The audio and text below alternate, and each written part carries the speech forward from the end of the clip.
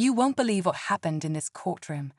A poor, elderly black man walked into the court, just trying to defend himself, but instead, he was met with something he never expected. The police, with no shame, insulted him in front of everyone, something so heartless, it made the room go silent. It was a moment of raw racism, where the true ugliness of some people's hearts was exposed. But what happened next? That's when the whole courtroom was shaken to its core. As the tension built and the man stood there, struggling with his dignity, something incredible happened. It wasn't just the injustice that was witnessed, but the power of one man's response that touched the hearts of everyone in that room. What he did, how he stood tall in the face of hate, left everyone in tears. No one could hold back their emotions as the courtroom filled with overwhelming feelings of compassion, regret, and even redemption. But how did it all unfold? You don't want to miss this incredible moment.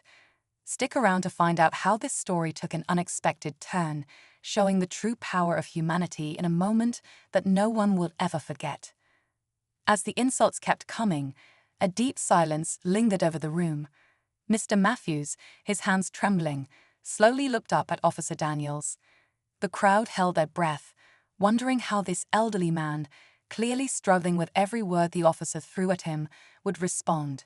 Everyone was expecting him to break, to shout, to give in to the years of anger and frustration that must have been building inside him. But instead, he did something remarkable. He paused, taking a deep breath, and then looked at Daniels with eyes that seemed far older than his 78 years. "Son," Mr. Matthews said, his voice soft but firm, "I've lived a long life. I've seen the world change in ways I never thought I'd see. I've seen hate and pain, and I've seen kindness too. But I'm not going to let you pull me into the hate. Not today." The room seemed to exhale collectively, not sure how to react. The judge, who had been silent until now, glanced nervously between the two, unsure of how to proceed. Meanwhile, Officer Daniels stood there, his face frozen in disbelief. He wasn't used to being met with such calmness in the face of his cruelty. His anger, once bubbling under the surface, faltered for a moment. But it didn't stop there. There was something in the way Mr. Matthews spoke that made everyone in the room uncomfortable, like he was speaking not just to Daniels, but to all of them. The quiet voice of someone who had been beaten down by life but still held onto their dignity. His words weren't just an apology for himself, but a challenge to everyone who had ever allowed hate to fester unchecked. While some in the court watched in awe, others felt uneasy, especially the younger officers sitting in the back. They had heard stories of systemic bias, but it was different seeing it play out in real time. The conflict between the old man's calm resilience and the police officer's cruel remarks began to feel like a clash of two worlds, one filled with history, the other stuck in the present. But as the confrontation between them stretched on, there was a growing sense that something far deeper than just this court case was unfolding. The air felt charged, thick with the weight of every untold story, every unspoken injustice. Would anyone step in? Would the court find its courage to face what was really happening? Or would the wounds of the past continue to fester, unacknowledged, in the very heart of the justice system? The tension in the room was palpable. The silence stretched, thick and uncomfortable, as everyone waited for something, anything, to happen. The judge cleared her throat, her stern gaze flicking from Mr. Matthews to Officer Daniels. She had always prided herself on being impartial, but even she could feel the weight of what was unfolding. This wasn't just another case. It was something far more significant. The courtroom had become a battleground for more than just legal matters. It had become a stage for the very soul of justice itself. In the back of the room, a few spectators shifted uneasily. One of them, a young woman named Tara, had been following this trial closely. She had grown up hearing stories of injustice, but witnessing it firsthand left her feeling powerless. She had seen the way Daniels had mocked Mr. Matthews, but now she wasn't sure what to do. She had always believed in standing up for what was right, but could one person's voice make a difference in the face of so much hate? Tara wasn't the only one affected. Another officer, Officer Stevens, sat near the back. Unlike his colleague, he had always struggled with his role in law enforcement. He had joined the force hoping to make a difference, but over the years, he had seen too much corruption, too many moments when the law was twisted to protect the wrong people. Watching Officer Daniels mock the elderly man made something inside him snap. He couldn't help but wondered if he, too, had ever allowed injustice to slide by unnoticed. Was he complicit in the very system he had vowed to protect? As for Officer Daniels, his confidence began to crack. At first, he had been so certain of his position, convinced that he held the power in this room. But now, confronted with Mr. Matthews' quiet strength, he started to feel something unfamiliar, uncertainty. It gnawed at him, but instead of confronting it, he lashed out harder. "You think your words will change anything," he sneered. "You're just an old man. What do you know about the law?" Mr. Matthews' response was slow, deliberate. "I know the law doesn't always serve justice, and sometimes the law is what we make it." His words hung in the air like a challenge, daring anyone in the room to argue. The tension was rising again, but in a different way now. It wasn't just about Mr. Matthews and Officer Daniels anymore. It was about everyone in that room. Everyone had a part to play in this story, whether they wanted to admit it or not.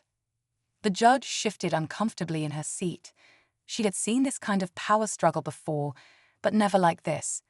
Something deep inside her stirred, a sense of unease that she couldn't shake. Was she, too, a part of the problem? Was her silence part of the very system that allowed this kind of cruelty to go unchallenged? Outside the courtroom, the world was unaware of the emotional storm brewing inside. But inside, the court had become a microcosm of something much bigger. The fight for dignity, the battle against systemic racism, and the difficult journey of confronting uncomfortable truths. And as the story continued to unfold, no one knew just how deep the cuts would go. Would this courtroom moment spark change, or would it fade away like so many others, buried under the weight of indifference? The tension in the room was unbearable. Officer Daniels, growing more agitated, shot a glance at the judge, as though seeking permission to shut down Mr. Matthews once and for all. But the judge remained silent, her hands resting on the desk, her face unreadable. Her eyes flicked between Mr. Matthews and Daniels, but her gaze softened as it lingered on the elderly man. She could see the weight he was carrying, years of living through a world that had never made space for his humanity, a world that tried to break him at every turn. She wasn't blind to that. Meanwhile, Mr. Matthews stood his ground, his frail frame barely holding steady. The room had gone from a place of legal proceedings to something else entirely, a battle for the soul of justice itself. He hadn't raised his voice, hadn't made any sudden movements, but there was a quiet power in the way he faced Officer Daniels. The longer the silence stretched, the more the atmosphere grew electric, charged with a sense that something monumental was on the verge of happening. Then, just as Officer Daniels opened his mouth to fire another insult, something unexpected happened. A voice, small but clear, came from the back of the room. It was Tara, the young woman who had been quietly watching all this time. Her voice trembled as she stood up, but there was a raw honesty in it that made everyone stop and listen. "What's happening here isn't right," she said, her eyes not leaving Officer Daniels. "It never has been. You can't just tear someone down like that." The room seemed to freeze. Tara, a mere spectator, had done the unthinkable. She had spoken out, challenging authority in a room that had, until now, been governed by silence. She could feel the eyes of everyone on her, some filled with surprise, others with fear. What would happen now? Would the judge silence her for speaking out of turn? Would Daniels retaliate, perhaps even worse than before? But instead of the expected reprimand, something extraordinary happened. Officer Stevens, the officer who had been struggling with his conscience, slowly stood up. He wasn't sure what he was doing, but as he met Tara's gaze, a decision inside him clicked. His voice came out low, but steady. "I agree," he said, his eyes now on Daniels. "This has gone too far." The courtroom went absolutely still. It was one thing for Tara to speak up, But for an officer of the law, someone from within the very system that had enabled this moment, to stand against his own was unheard of. Officer Daniels turned towards Stevens, his face flushing with rage. This wasn't just a public disagreement, it was an accusation. And Daniels knew that if Stevens continued down this path, everything could unravel.